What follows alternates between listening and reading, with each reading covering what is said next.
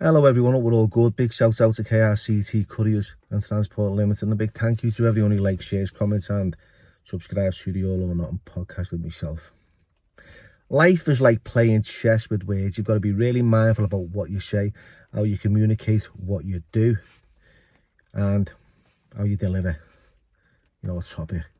So this topic is about a man from Liverpool who was arrested in the city centre for waving a British flag during a pro-Palestinian march. Now, whether he was being racist towards the Palestinian marches, I don't know.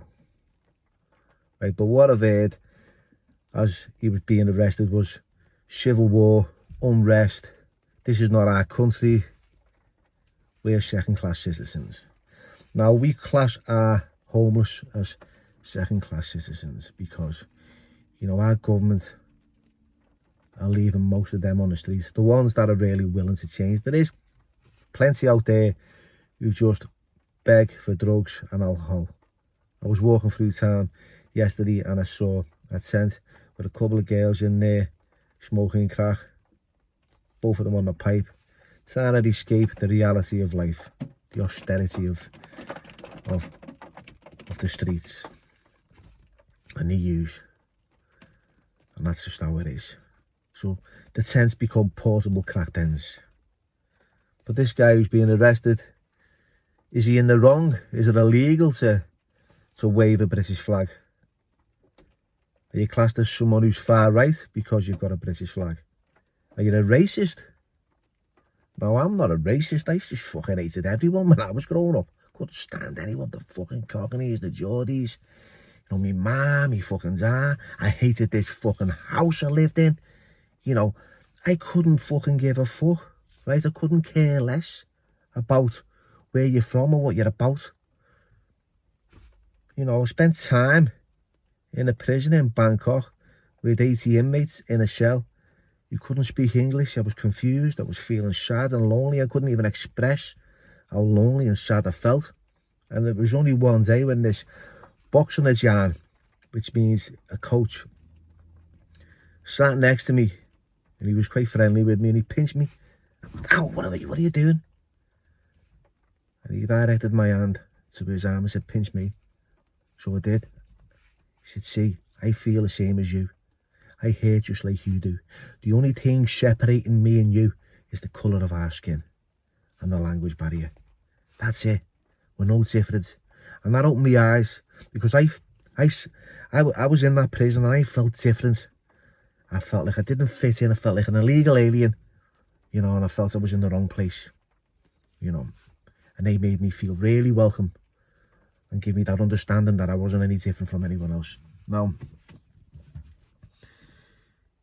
it's sad that, you've got snowflakes, the political correct posse, the fucking cornflakes, the woke. I don't understand anything about politics, like Conservative and Labour and far right and far left.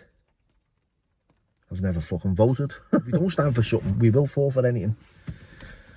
So, yeah, you've got to be really careful about how you deliver these topics without getting judged, because I've said something on social media, especially Twitter, that's a fucking minefield, for everyone attacking you if you say the wrong thing. And I've had that, and I've had a 50-50 audience where, he's okay, he's got an opinion, he's got a view, and I've had a 50, he's out of order, he shouldn't say that. Well, why can't he say that? And I did, and I will. And I didn't feel anything wrong in what I said. I'm not stuck in the fucking past. I know the score, I know what we're about today, I know how we live, and I know how we operate. And I know what's right and what's wrong. I've got a conscience that tells me that. So, just on one at the minute, because I've just been thinking about, like, extending the hand of help to people, and they bite it, And I'm willing to reach out, extend that hand of help to someone, as long as they're willing to fucking meet me halfway. And some people are not. It just is what it is. You know, you can fucking take a horse to water, but you can't make it drink it. You know, and I've got this. My mate said to me, he said, you know what, Bill? He said, I had a mate there that was looking after him, you know, 7 days a week. Yeah. You know, was feeding him, taking him out. He said, every night I was doing that. He said, and one night I was skinting ever at the job. And he phoned me up and said, look, I can't take you out tonight.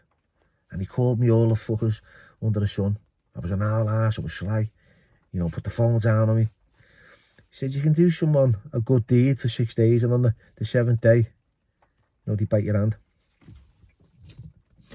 And that's what life's like. You know, it's a dog-eat-dog world. There's a lot of self-centered, selfish people out there. You know, I've just got this awareness and this understanding and this feel for life now, and I know that we're here, and in the blink of an eye we're gone. No one's going to give a fuck about what I said here. Fucking when I'm gone, or even now. But yeah, I just appreciate all your support, and I appreciate you listening to me, and thank you. And I hope you're all well and you have a good day. Take care.